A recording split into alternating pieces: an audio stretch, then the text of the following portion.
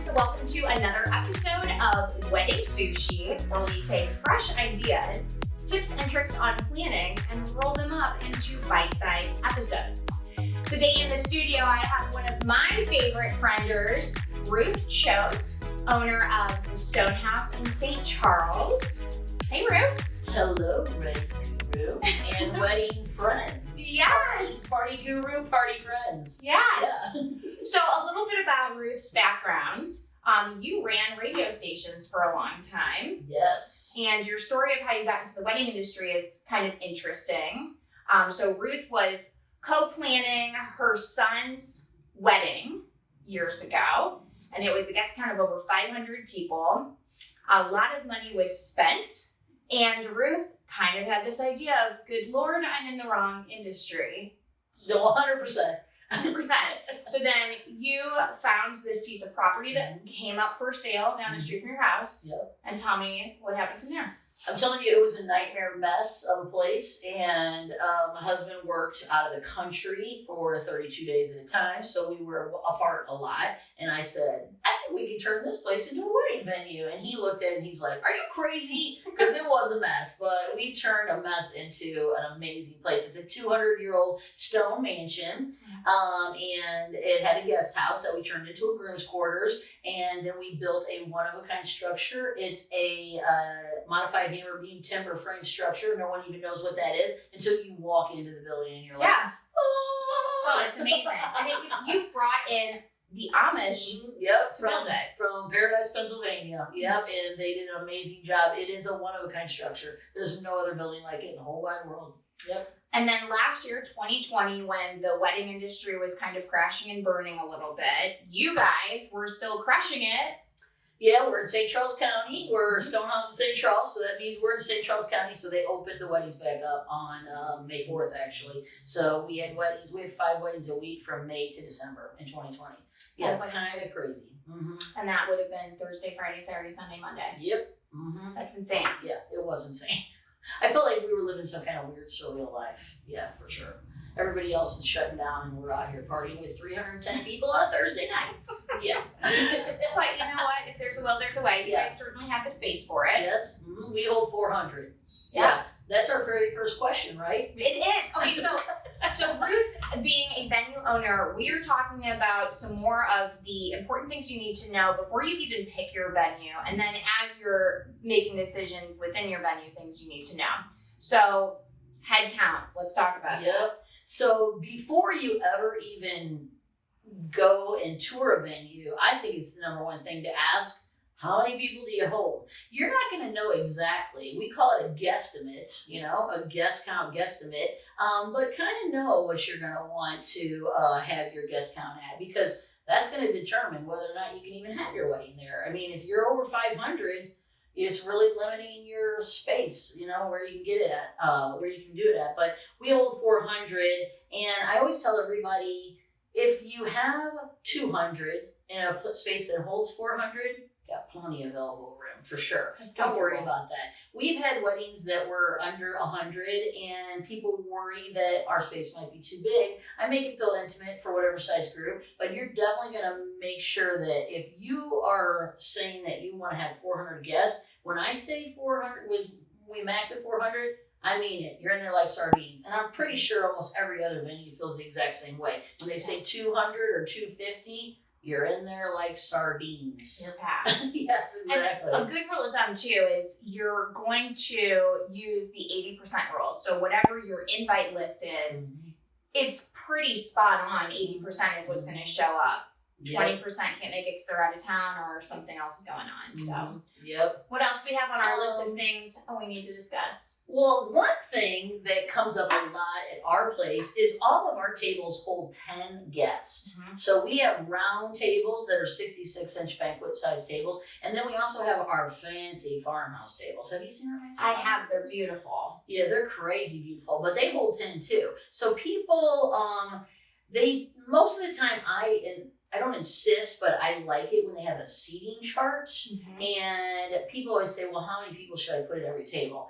I tell them at our place, when you hit 225 people, start putting 10 to a table at almost every table that you possibly can. Yeah. I make a joke and say, obviously, you don't want your aunts and uncles sitting with his crazy work friends. So every table might come out a little bit different. But when you have a higher guest counts, you want to put as many people as the table will hold, because the tables take up a lot of square footage and the chairs do. And so don't think that you're going to want to give your guests some more elbow room at the expense of leg room when you've crammed 30 tables into a space that holds 40 max. That's what our space holds, 40 max tables. Put as many people. And even if you got some randos that you're like, where do I put these randos? I don't even know. Put them all together. They will love meeting and introducing each other, you know, and talking, and just they're at dinner for like 15 minutes or 20 minutes or 30 minutes or whatever. They'll be fine together. They will be fine. They'll make some new friends. Yes, exactly. I know one of the other things I wanted to cover is, because Ruth is so sweet, she says yes to most things. Not all venues are that gracious, but what are some of the things that are like, absolutely not, we are not doing that, we can't do that because X, Y, Z? I'm telling you, the biggest thing is glitter. I don't even know if I should tell you what we call glitter in the wedding industry. Should I tell people? Is it bad? Kind of. Let's just, you use your imagination. Yeah, exactly. Glitter is the worst. It's like, it gets into everything, and you can vacuum, and you can mop, and you can dust, and it's still there. You know what it's like at your own house if you have something that's glitter. But years later, you're still seeing yeah, pieces of it. I have a 250-year-old piece of wood that is the mantle on our fireplace. I can't even tell you how many people want to put glitter all over that thing. There's glitter all over this 250-year-old piece of wood. It makes me terrible. But the biggest thing that I have had a problem with is fake petals outside. We have ceremonies that happen outside all the time, especially in nice weather. And I tell them, and I think some people get offended by this, but I tell them fake petals are just littering. It's true. It totally is.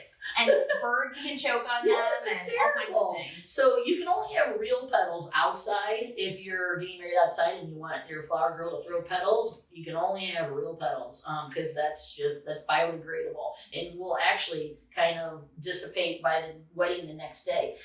People try to bring in biodegradable confetti for down the aisle, like afterwards. And it doesn't really. It doesn't. They say that you have to like hose it off, and even 24 hours later, it's still like a colorful mess out there. And someone's getting married the next day at our place, so we can't have that. Leaves, I've let them do a hole punch with leaves before, and that makes confetti, and it's just leaves, so I'm okay with that. That's a brilliant idea. We've got to start rapid fire. Yeah. Moving furniture, sparklers, confetti cannons, no outside alcohol, no outside food, parking in the handicap parking spots.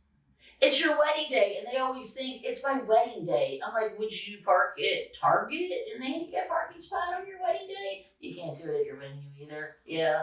And being rude to vendors. Oh, being rude to vendors is just your wedding day, but it's like we all should just be, share the love. Share the love. Yeah. That's rapid fire. Is as rapid fire as I can get. That is rapid fire. And Ruth's got a list. I know I do have a list of things. Let's see. What about food minimums? So this is important, and because sometimes we do get guests that don't RSVP, which is super rude, but it does happen. Mm-hmm. So how do you guys figure out, because you do, I'm different. Well, you work with a bunch of different caterers. Mm-hmm. So I don't do food. Nobody wants my food. Yeah. I make good meatloaf, but who serves meatloaf at a wedding? That would be weird. Maybe. I don't know. That's the only thing I make that's actually any good. But we have 6 preferred food caterers that you have to use. Let's do a shout out. Who are they? Halle Berry, Seth and Judy's, Patty Long's, Russo's, Salt and Smoke, and Artistic Affair. I love you guys. Yeah, there they are. So you have to pick from them. We do food minimums different. Most venues, like a lot of them, own the venue and the catering company. And when I tell all my brides and grooms, they're like, well, I visited this venue and there's no catering minimum. Au contraire. they wrote the menu. They know how much it's going to cost you to serve a meal at their place. So that's what a lot of venues are. For me, because I don't own a catering company, for a Friday, Saturday, you have to spend a $50 per person minimum for food and bar combined. So I'm a lot different from most other venues. A lot of venues have what I call a pie in the sky number you have to hit. And some of those numbers are big, like really big. And I'm like, the first time I heard a couple of these places in St. Louis, they're what I consider high end. I'm like, whoa, that's a lot of money. So you have to hit that number, no matter how many guests that you have, whether it be 100 or 200 or 50 even. So I won't name names, but I know of some where it's like 20 grand just for like appetizers and drinks. Yep, exactly. And so that is, you're gonna know those places right away. But for me, it's just a $50 per person minimum. And guess what? For us also, there is no people minimums. Some venues have people minimums. Like, you cannot get married at their place if you don't have 150 guests, or you're just paying for 150 guests, whether 150 guests show up anyway. So that, you kind of look out for that. You'll find those places too. Sometimes it's fine, you're gonna have way more than that, but other times you're like, you might not, and you're gonna pay for guests for food and drinks for guests that aren't even there. So tell me about clients arrive. 6 a.m. at our place. They need to arrive and they need to depart. Usually those are specific times. So tell me about how you guys manage those and how that's different from maybe some other venues. For us, I think we are, I don't know if I found another place that you can get in as early as 6 a.m. There might be some places. The girls can get into the bridal suite as early as 6 a.m. and it's a 3,500 square foot house. So that's another thing. You might not want to be all in one gigantic room where one girl's getting makeup, one girl's getting hair, and she's in a fog of hairspray, and then the other girl might want to get dressed, and a little bit of privacy. Well, if you're all in one room, there's not a whole lot of that, but it's okay. If you're all right with that, just keep that in mind as well. But the guys for us can get inside the groom's quarters 3 hours prior to the ceremony start time. I get a lot of flack for that, actually. Not really? That much. Why? Yeah, because they think that the guys should be able to get there whenever they want to. Guys just have to throw on a suit. They don't have hair and makeup. Exactly. And I've had too many guys leaving ambulances and neck braces. So I kind of had to start limiting the amount of time that Because they're drinking? Yes. Oh, Lord. That's crazy.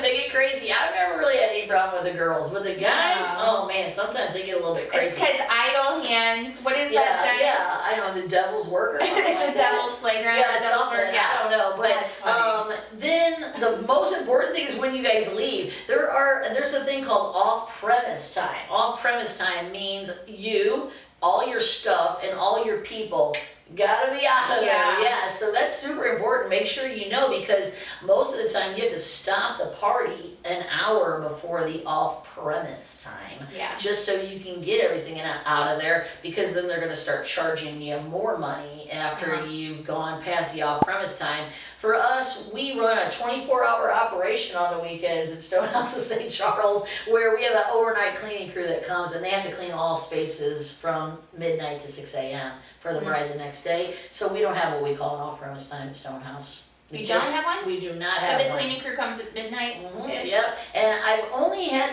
maybe a couple weddings where they're hanging around with the cleaning crew, and I'm like, you might be asked to sweep the floors over there. I don't know. I'm just saying. It might happen. Yeah, exactly. That's great. But for the most part, people are out of there. I've never had to say, thanks for coming, now get the heck out. Right? I've never had to say it, not once. That's Yeah. So, but that's really super important when you're looking at venues. Make sure you know what their off-premise time is, and that party should probably stop an hour before that. Needs to go. And that's going to be for, there are venues that are in neighborhoods. Maybe it's a golf course. Maybe it's a winery that has properties that butt up to it. Yeah, who knows? Sound ordinances, I know in some of the smaller towns, so. Our music stops and the lights go on at 11 at our place. Okay. And a lot of them have that, but then that off-premise time means cleanup too. So that's just 11 o'clock is when the music stops. So good to know. Yeah. I don't know. What else? Is there anything else we need to talk about? I think that's really everything that I wanted to make sure that we touched base on. So Stonehouse of St. Charles, you can check out their website right here. If you haven't checked it out, I'm telling you, it is one of the most beautiful venues in St. Louis. Oh, so sweet. It's true. It is totally true. Thanks. So check out their website here if you are looking for DJ services, bands, photo booths, lighting, decor, event planning. Check us out at Allegro STL. And until next time, happy planning.